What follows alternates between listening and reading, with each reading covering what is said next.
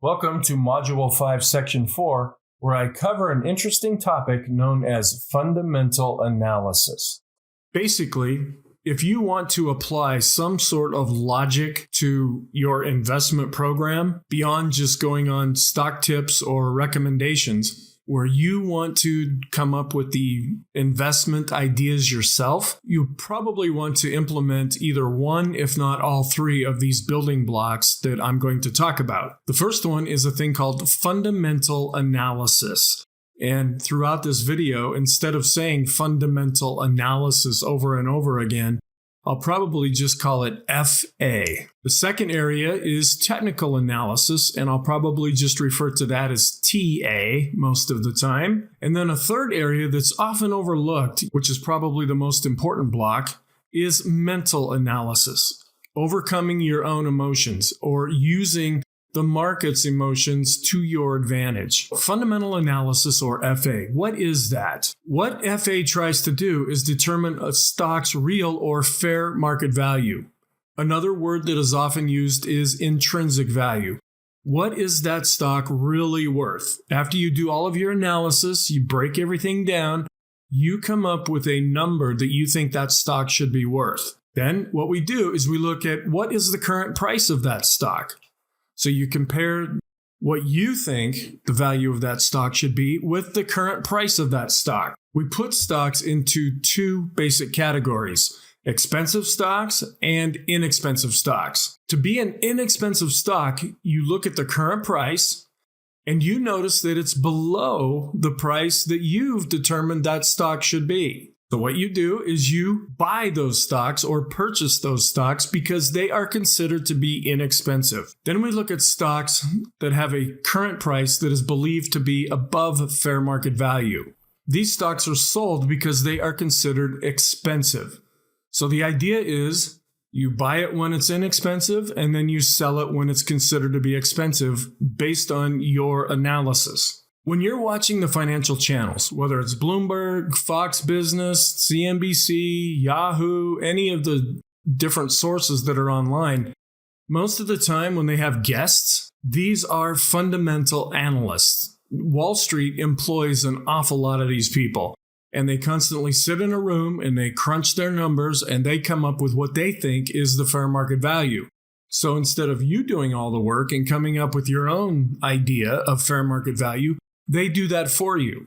And you would be surprised at how much they don't agree with each other. There might be 20, 30, 40 analysts for one particular stock, and they all come up with a different answer. So what a lot of websites do and a lot of services do is they'll take the average. They'll say, okay, the high was 40 cents per share, the low is 20 cents per share. Most of the people are right around 30 cents per share. Oh, right now the stock is trading at 15 cents per share. We think that's a buy recommendation. If you don't like that, then you can learn how to do fundamental analysis yourself and come up with your own figures. You do this by using what is called a top-down approach. You start with the big picture and then drill down into an individual index or individual company. There are different macroeconomic factors that you look at. This is big. These are big picture items. This can include things that are outside of a company. Then you look at different microeconomic factors, and these are things that look inside a company. Let's look at some of the macroeconomic factors. This can be the current state of the economy. Every month, I do a video about the economy, and I offer my own analysis and commentary as to how I think things are going.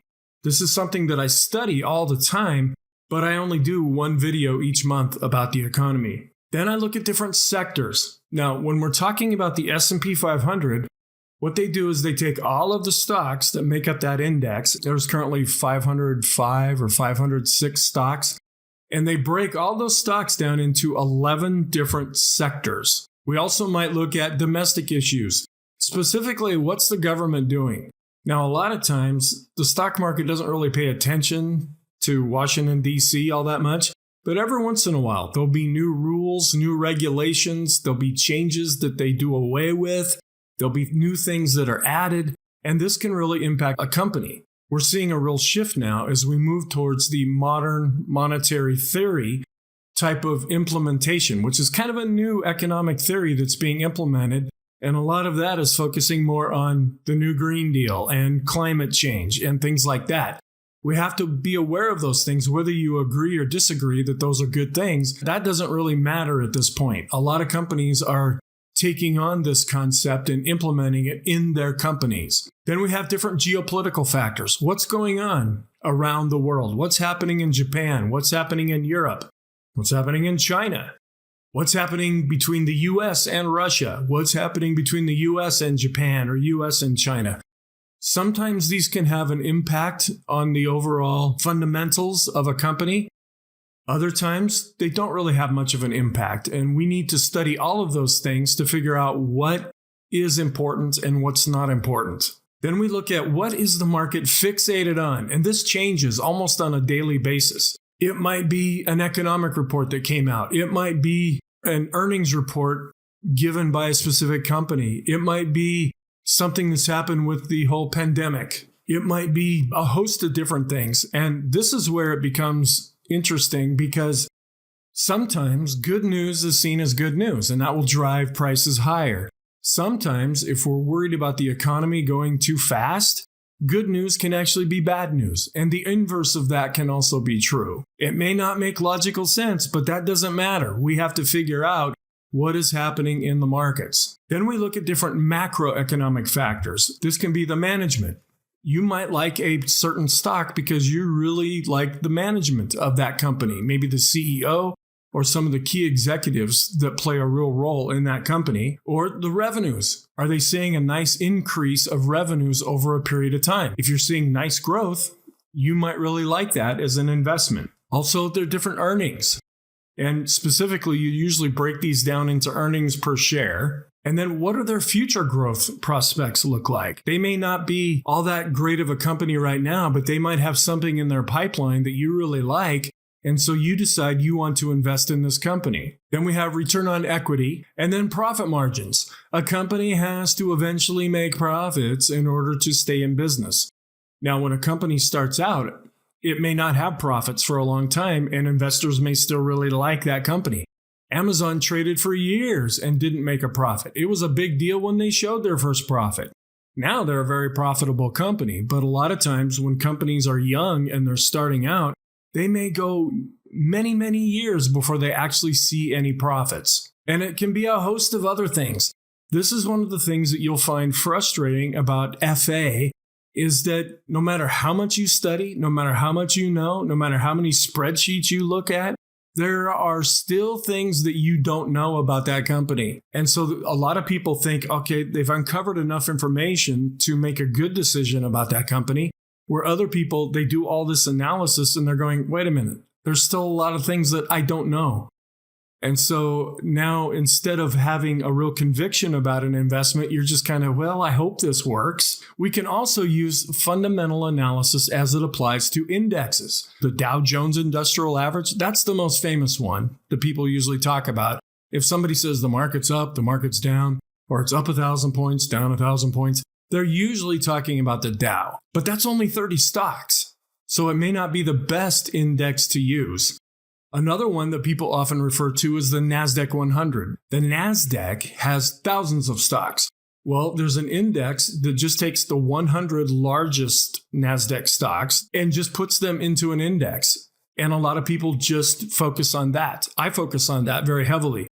And then the index that I focused on the most is the S&P 500. And a lot of times I'll just refer to that as SPX. We have two different categories that we use with this. There is quantitative analysis. This is the quantity. This allows for actual numbers and measurements to be used and calculations to be performed. This is when you're trying to figure out their earnings per share, or are they making a good growth in revenues year over year.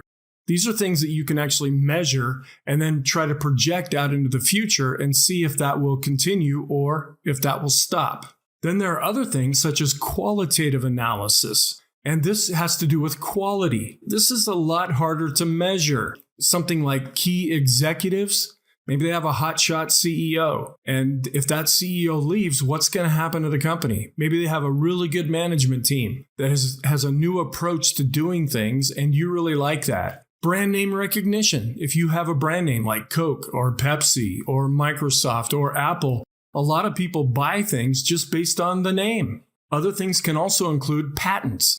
What do they own? What inventions or new products do they own the rights to?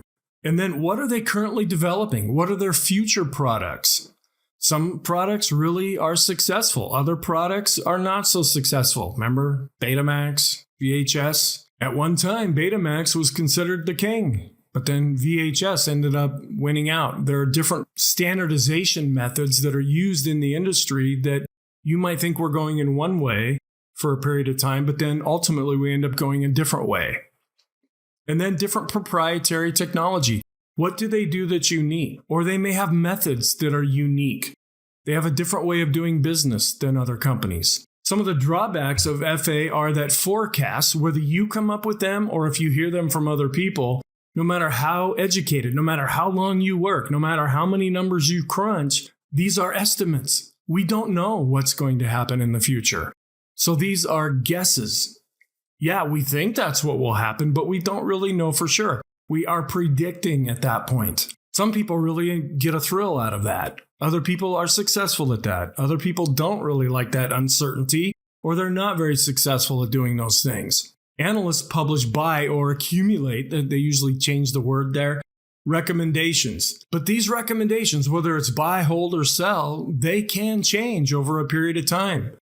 Additionally, there may be a reluctance on an analyst to recommend selling a stock. And think about this. It makes sense. If you analyze a company, well, you need to get in and know some of the people in that company. You need to get to know the management, the CEO.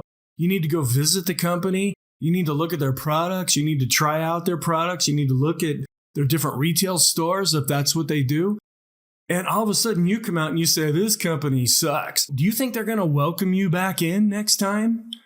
Not necessarily. They're probably going to show you the door if you're even going to get that far. Or they're not going to return your phone calls or your emails.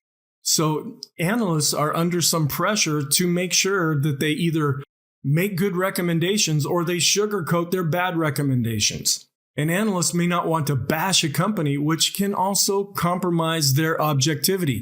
You may really like a product or a company, and that's fine.